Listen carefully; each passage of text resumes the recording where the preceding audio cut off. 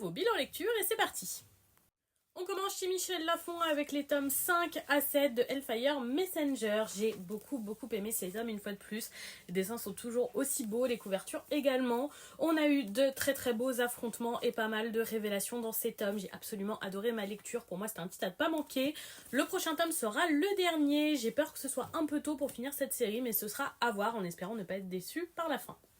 On passe chez Kana avec le 6e tome de Tokyo Aliens. Je suis toujours aussi fan de ce titre. Vraiment un titre hyper intéressant avec pareil des dessins très originaux et très qualitatifs. Pour une fois que j'aime un titre avec des aliens dedans, vraiment je pense que c'est un titre à ne pas manquer et un animé a été annoncé. Chez Delcourt, j'ai lu Le secret de la souris que je n'ai pas du tout apprécié. C'est pas parce qu'on a des personnages anthropomorphes qu'on peut ne pas respecter le consentement de ceux-ci. Ça m'a beaucoup dérangé à la lecture, cette absence de consentement, et en toute sincérité, je n'ai vraiment pas envie de continuer. Chez Mana Books, j'ai lu le 5e tome de Villageois level 999 qui m'a un petit peu déçue. J'apprécie cette fantaisie parce qu'elle est hyper originale et qu'elle casse les codes, mais on est tombé dans un schéma très classique dans ce tome, en espérant que le prochain tome qui est dans ma pile à lire soit un peu plus original.